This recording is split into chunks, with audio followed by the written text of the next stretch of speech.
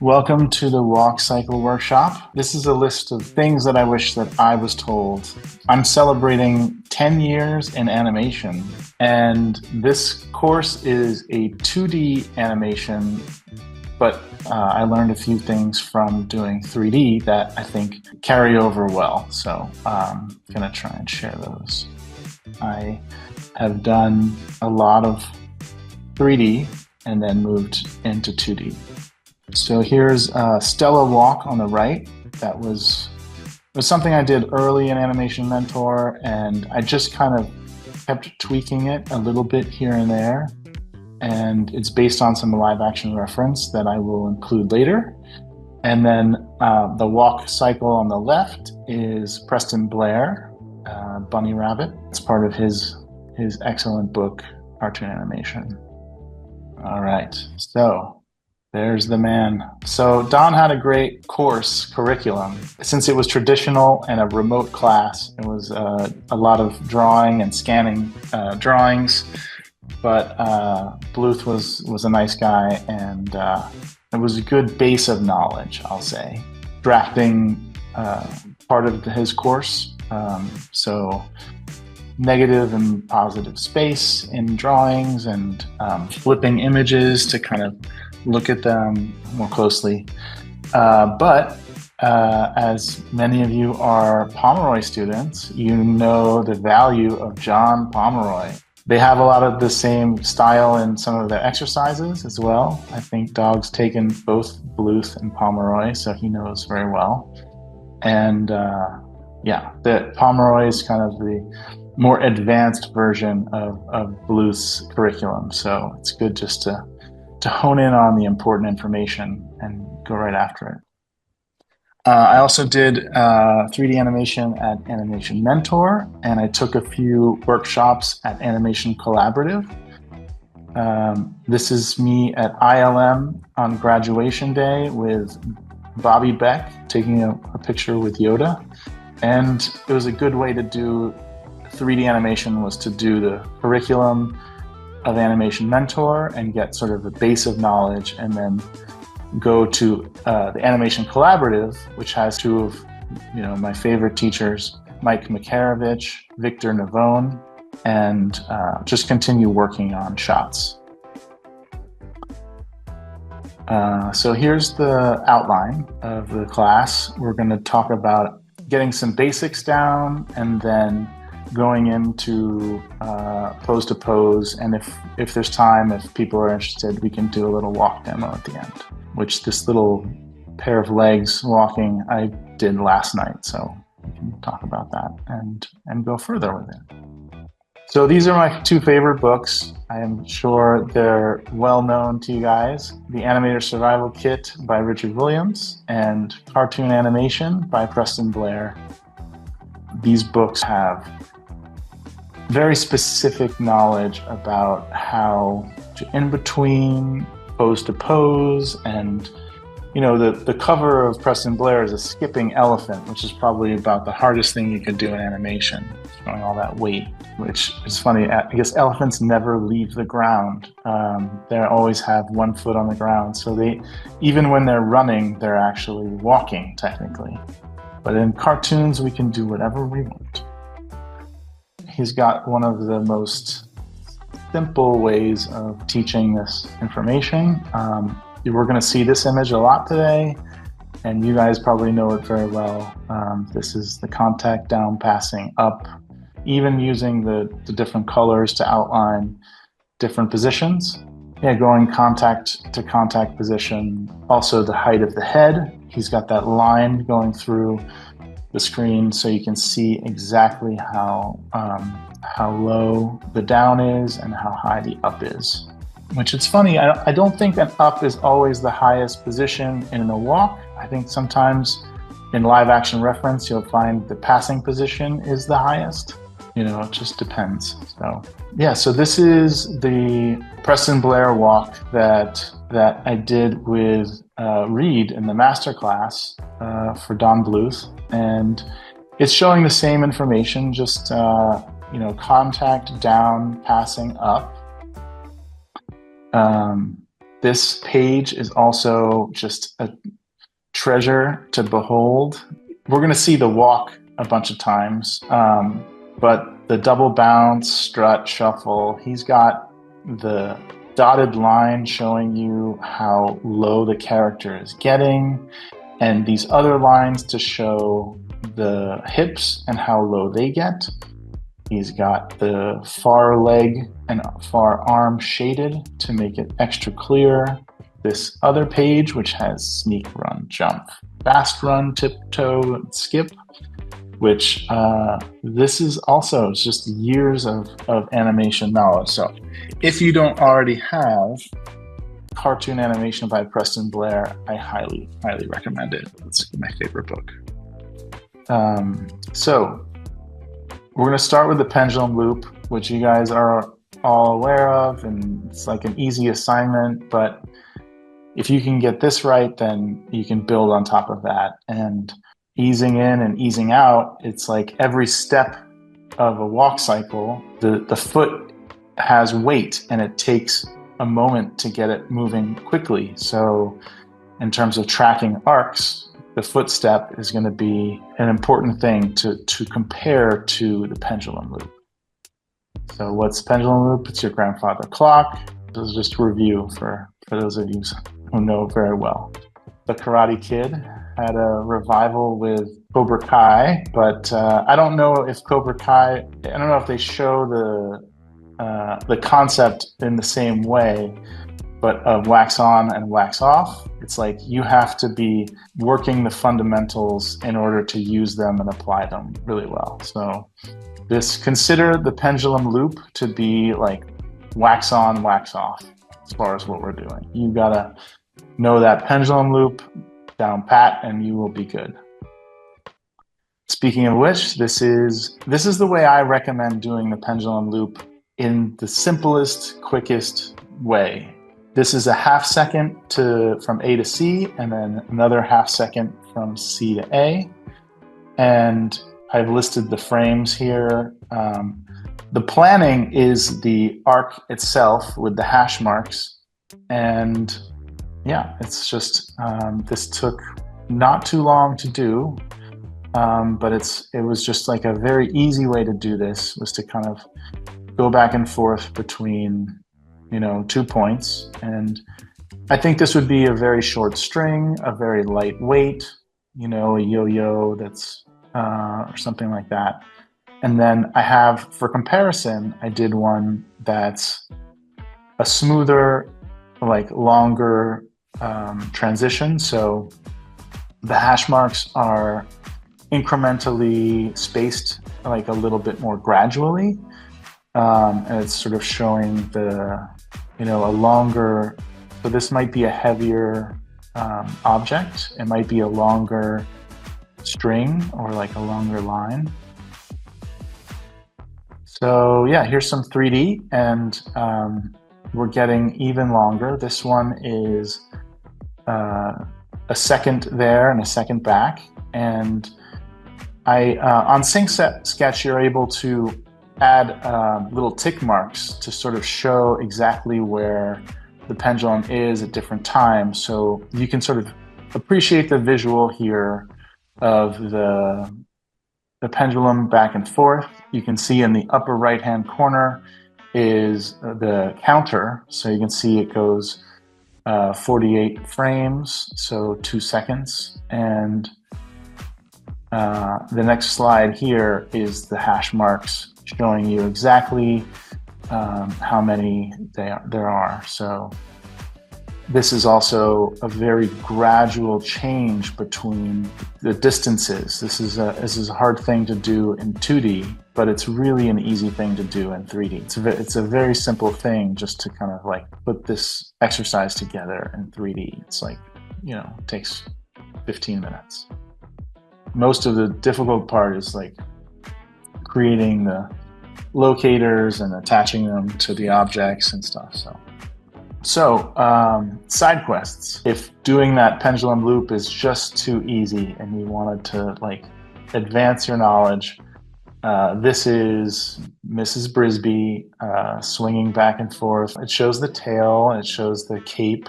She's got like a little cape on. So those little bits of overlap are other things that you can, practice with. So. And if you wanted to do other swinging characters, you have Spider-Man, Batman, Tarzan, Lara Croft, Gwen Stacy, anything, Indiana Jones. So the other side quest is learning to fly. I recommend this exercise too, doing a pendulum as if it's spinning in 3D space, and then turn that pendulum into the flight of a bird. And the spacing is important to get right here because as you're closer to camera, the spaces are going to be further apart, and also sort of like on the sides where the bird is coming towards you and moving away from you. So yeah, this was my version, and the stroke of the flapping of the bird's wings as well is like, it's definitely analogous to the positions of a walk cycle. There's a bunch of different formations of the bird wings. So those are like, it's just a repeated motion that like it's a good thing to compare and to practice. So if you want to do this, if Pendulum Loop is too easy, you could try this one. And yeah, so we used Archimedes. This was my attempt at Sword in the Stone. So I added a little background for flair. And I think the point here that he wanted us to make, and I don't think Bluth liked this one very much. He was not a huge fan of it, but what I think it did well is he stops himself from flying past the branch. So he had to generate a lot of downward thrust and forward thrust to stop himself from moving. And so sort of I have a head turn as well, sort of like on the right side here to so he looks before he turns, that sort of thing. So Edward Muybridge did these amazing reference just a million years ago, and they're still just as valuable now because birds fly the same way. They're still doing it. So you can see where they repeat, like this right here looks the same as this. And yeah, he even has like little frame numbers. So this is just, this information that's so useful. So there's probably something, if you're ever doing something and you need reference just for a pose, Muybridge is the guy, kind of did it all. So exercise 2, the bouncing ball. You guys know this one very well as well, but never hurts to do another bouncing ball. And I think it's good just to remember that the point of it is to ease in and ease out as if it's the hips of the character. So that's what we're going to eventually do with it. And we're going to get into some more Bluth and Pomeroy exercises after some reference. The thing I wanted to show here was that there's 7 bounces, but that the first bounce takes place on the 11th frame, falling from exactly the same height. After 11 frames, the heavy ball hits the ground. So the first drop is exactly the same, and there's only 3 bounces after that. So the important thing to note here is that the number of bounces is going to really change a lot depending on the weight of the ball. So yeah, I mentioned this a little bit earlier. What's the point? We're doing the bouncing ball, but it's different because we're really thinking about the hips of the character. We're not as concerned with squash and stretch, although that will be important for some of these like side quest ideas. Squash and stretch is really just icing on the cake. The real important part is easing in and easing out, just like in the pendulum assignment. So here is a bouncing ball that I did with some hash marks so you can see exactly what's going on. There's no settle, it never loses energy. These are exactly the same bounces here. I think I added a little bit of extra time at the bottom so the ball feels a little bit more like sentient, like it's doing its own thing. It knows what it's doing. It's not just reacting, and like it has a mind of its own. So this is the bouncing ball that I want us to focus on because this is the one most analogous to the hips of the character, and bouncing right up and down. It's going to be really simple, just focusing on the spacing, going up and going down. It's going to be moving fastest right when it hits the bottom and right when it leaves the ground, and then it slows with gravity. And yeah, this is I did this one last week just for the workshop, but it's a good reminder of what we're trying to do here. It's just, So, side quests. It's a trip down memory lane today with some Bluth and Pomeroy. So, the Cheshire Cat. This is a Don Bluth special, and my Cheshire Cat, I tried to give a little bit of personality when he's moving down. He kind of speeds up of his own accord, but his hair flies up, and always happy to be doing it. So then we have Mr. John Pomeroy's version with lots of overlap of whiskers and hair, and a workshop with Pomeroy that I did this one in. And yeah, he encouraged us to use our own character if we wanted. So I tried this guy, and I think some of this is on twos, but the faster action at the bottom is on ones. And I kept this the same as I think the timing charts on this are the same.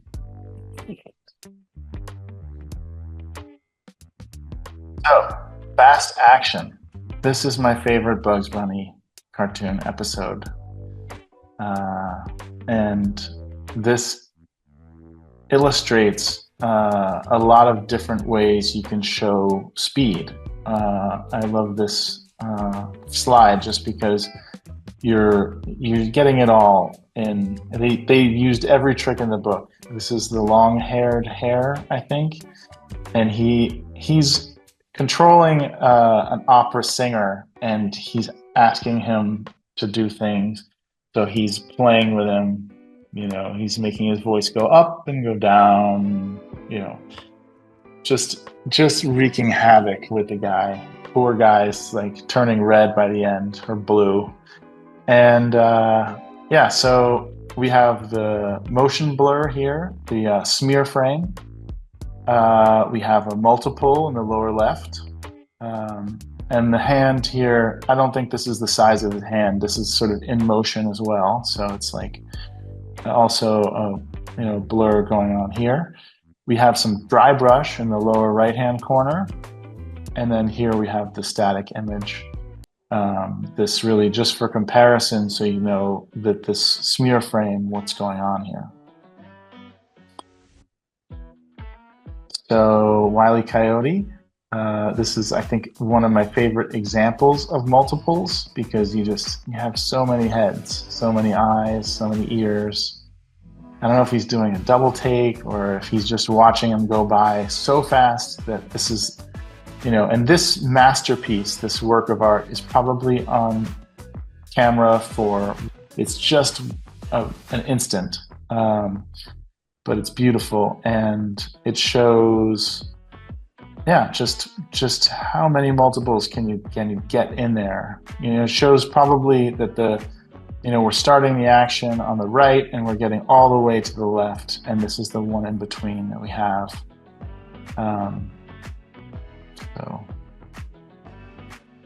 All right, so now pose to pose.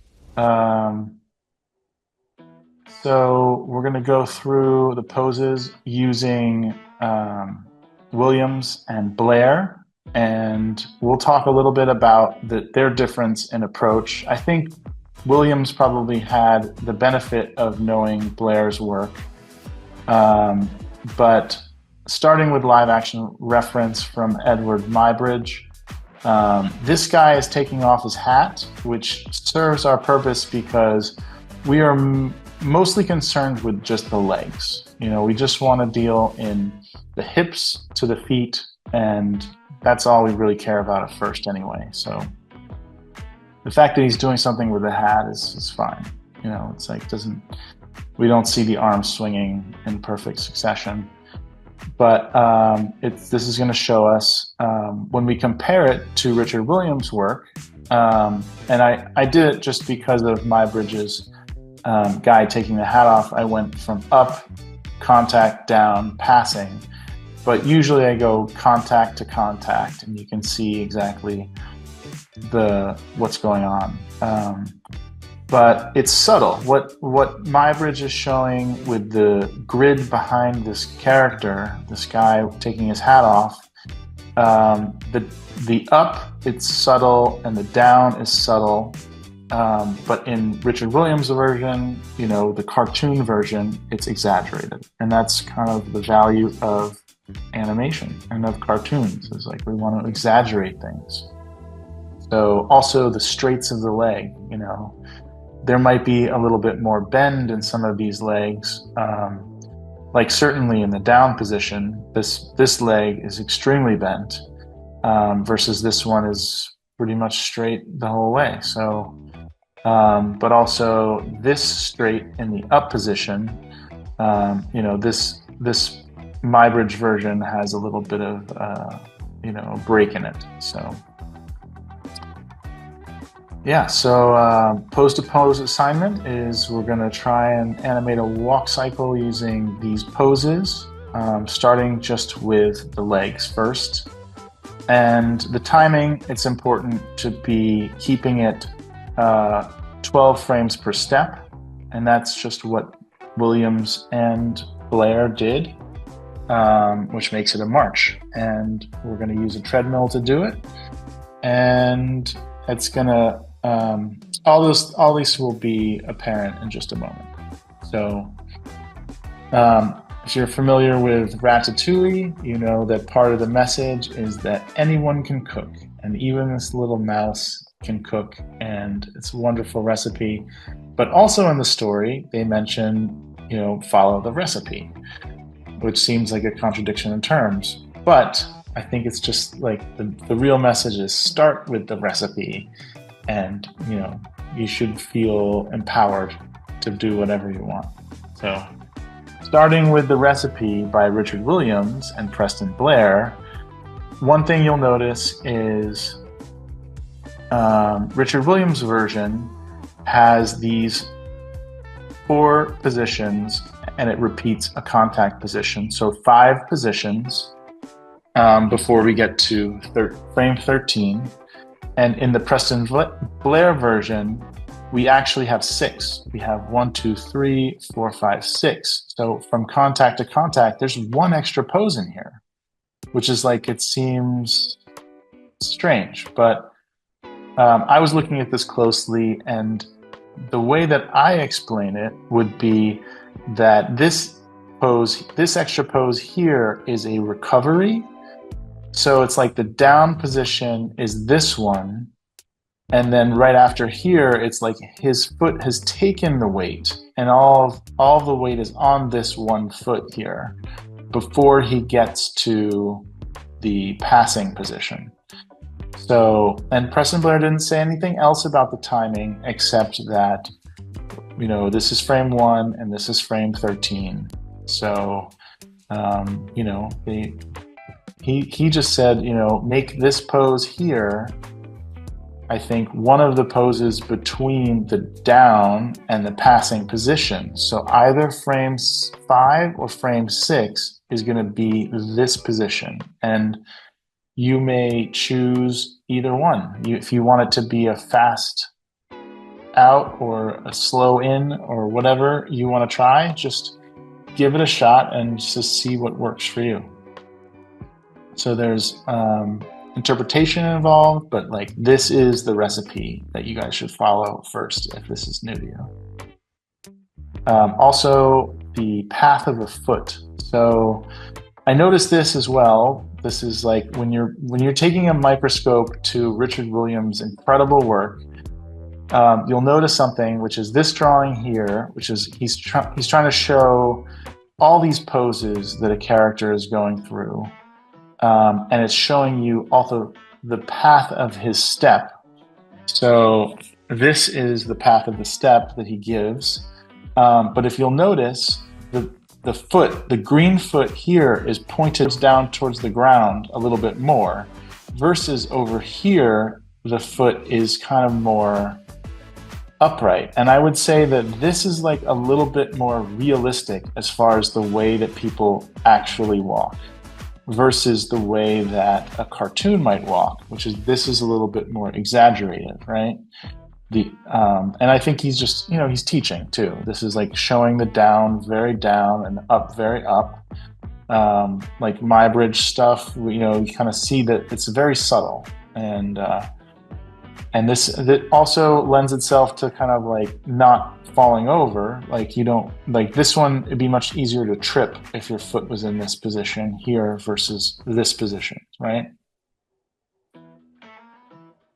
So timing, as we said earlier, this is a march going one step every 12 frames, if it's 24 frames a second. So this shows you a little better this position here, which is in between the down and the passing, which is, extra information that Preston Blair gave us.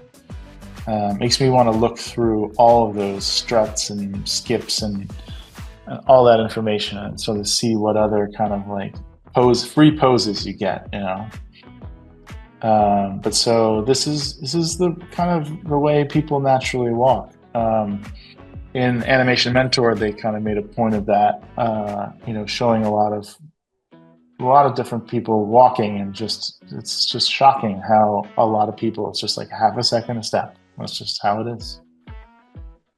So the treadmill, I think this is really helpful and an easy thing to do to get yourself to keep your character in position on the page. There's no, like if you're on a treadmill and you go a little bit too slowly, you're going to fall off of it. If you go too fast, you're going to run off the front of it. And so what you do is you make these little hash marks on the ground, you move them like it's like tape that's on the treadmill, and it just moves at the pace that your character moves. And if you're trying to figure out how to set them up, it's good to go heel to heel or toe to toe, and you just have to kind of approximate here where the toe is going to land down, and then use this here, or just do it by the heel to heel. And you can see that his heel would be further down where this blue hash mark is, and his other heel is here. And you're essentially figuring out how far to move them because you have 4 key poses. So a quarter of the distance, the stride distance, which is the distance between this hash mark and this hash mark, is going to be how much to move this every pose. So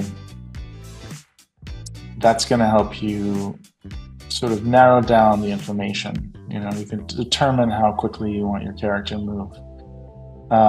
So now I'm just going to show you guys a bunch of projects that I've done over the years. This one I did in Pomeroy. I added a smile because he just wasn't happy enough.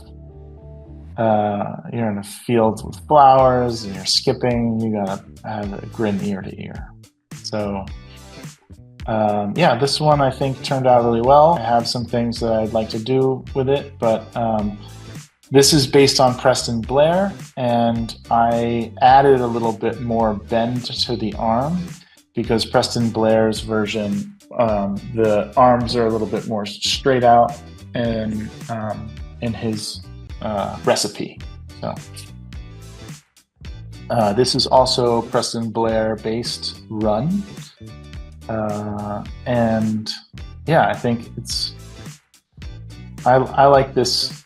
As you can see, the head isn't moving forward at all, and the hips aren't moving forward at all. It's just up and down, which is like our bouncing ball, right?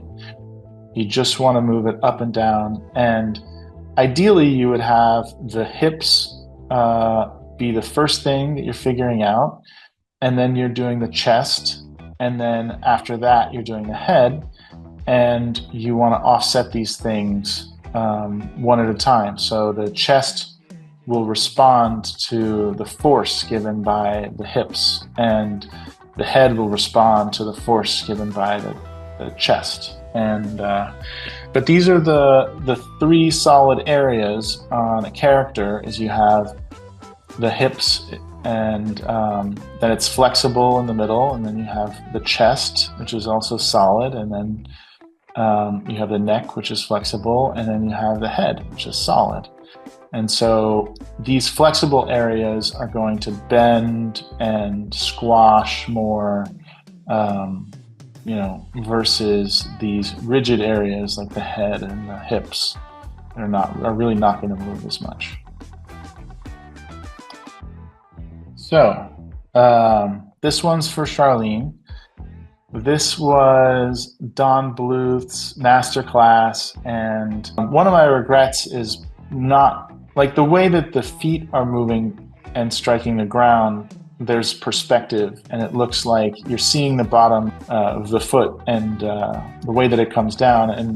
And for the arms, they're not moving back in 3D space. So I would have probably made the hand a lot smaller when it's at the end of the, when it's out to the side here. I probably would have made this hand like a lot smaller so that it implied, a little bit further back in 3D space. This was a good one to do in a workshop. So another front walk cycle for Charlene. This was based on some reference that I'll show you in just a moment, but other things to talk about with this are the hips and the position of the hips when they take the weight. So you'll see, like here, the hip is the farthest out, and there's this diagonal that it's responding to being under the load of the leg here. So like the weight of the body on the hips, this angle here is going to show greater because, it's taking all of the weight at this point. And then it neutralizes when this is a contact position. So I think it's the passing position when it's taking the most weight. And for every action, there's an equal and opposite reaction. So if you have this angle on the hips that's going, diagonally this way, you also want to show the shoulders responding in a opposite manner. So it's subtle here, but the shoulders should be like the screen right shoulder should be higher than the screen left shoulder in this case.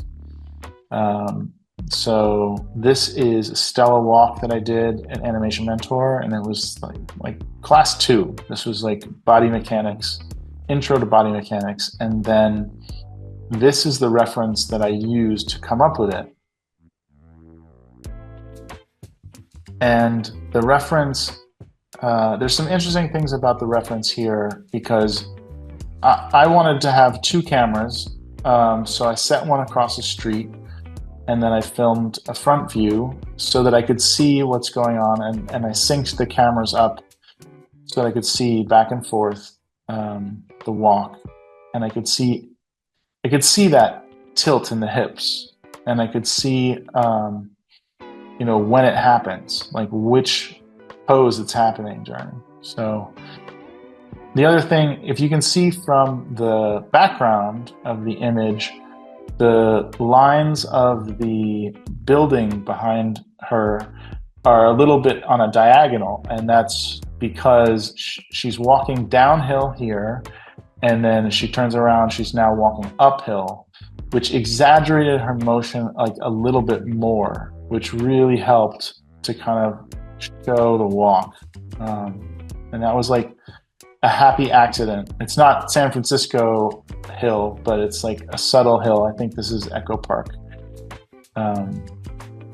So that really helped. And there's a lot of swing to the arms as well. So this really helped me come up with that one. So other reference, this was at the zoo. I found these chimpanzees, and just the way that they walk. You know, this is a quad walk, but these animals can walk on their hind legs. But just the way that they were moving, alternating, you know, their left arm and their right leg were in sync, and their left leg and their right arm were in sync. And yeah, I think that is also how gorillas move. So I did this one, which I have a few notes from Pomeroy to add to this shot. He was good enough to give me a review on his YouTube channel, so I'm definitely going to use those notes. He said also maybe to speed it up a little bit, and his notes in the review were specifically to make sure that the shoulders are taking the weight and that the hips are taking the weight, and that they kind of move in alternation, just like this. So, and it's cheated, you know. The chimpanzees walking are kind of like, they're kind of looking in a certain direction, like their bodies are turned to the side and they're moving, you know, with their torso not straight ahead. You know, it's kind of benefits their walk. But this one, I cheated his head towards camera. I wanted to see the character, so all this is on 2s except for the head here might be on 4s. So, and here's an oldie but a goodie. This is probably 10 years ago I did this shot. This is a catwalk, and it's a long cat, but it's kind of shows you, you know, where you start out, and it's 13 frames, which is kind of an odd length. You know, sort of expected an even number, but I probably dropped a frame in there somewhere. And yeah, there's not a lot of up and down in the hips and the back, the head as well. It's just a little bit too static, but I used some graph paper and it helped me kind of, this is probably before I had a light desk or computer or anything, you know, just drawing on some graph paper. So at Animation Mentor, we talked about phases of the dog walk. And yeah, this one has a date on it, you can see. The key in the lower left will give you a sense of what the phase of the walk is for what part of the dog. So right here we have a contact position, and then in frame 3 we have a down position, and after that would be a passing position, and then an up position. So, and then the hind legs are doing the same thing, but they're doing it just a little bit after the up, and then the contact happens right as that paw comes up. And what that looks like is this. So this is this is mainly for 2D animation, but this is some of the 3D stuff that I think, you know, it helps to understand these principles. And if you do planning for 3D, you have to come up with something that's this specific, and you know, it shows, you know, just like Preston Blair or Richard Williams has like you know, lines of elevation. You know, this shows like, you know, that the butt on this creature is going down and coming up. So this one has a lot more weight to it. You can kind of believe this is a real dog a little bit more. So here's some leopard reference, and it's a very short loop, but I think it synced pretty well. The beautiful animal looking for his next meal.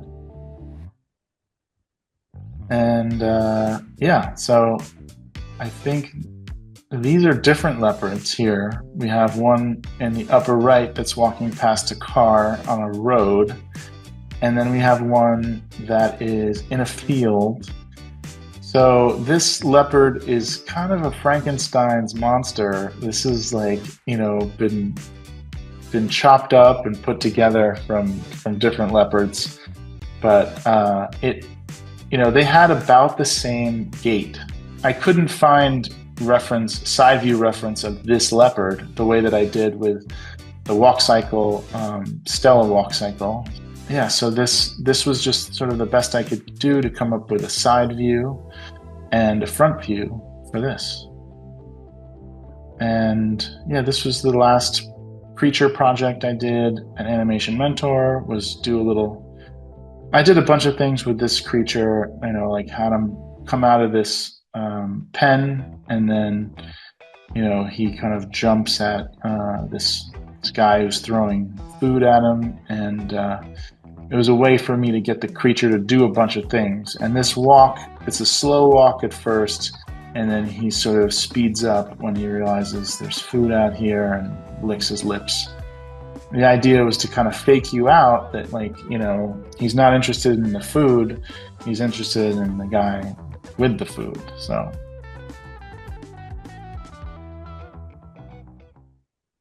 sound on. And you guys know this one very well, especially the Don Bluthers. This is Fantasia.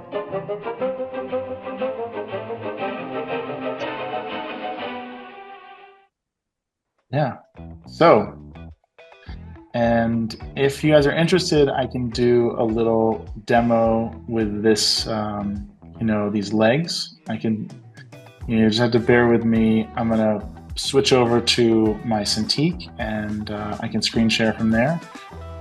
Yeah, I hope that this gets you inspired to do some animating. So thank you guys for being here. I hope this was helpful, and I know you guys know all this stuff, but it certainly helps me to explain it and kind of get clear on.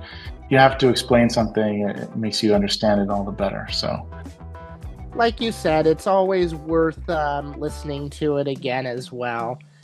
Maybe you know like the general stuff, but there's always something new that you can learn. So yeah, for me it was very interesting. Glad Dog seems to like the workshop. His mic is off, but a lot of great feedback. Thank you so much. And thank you. Yeah, no problem. I'd love to hear specifically if any of this helps you guys in any way. I'd love to hear about it.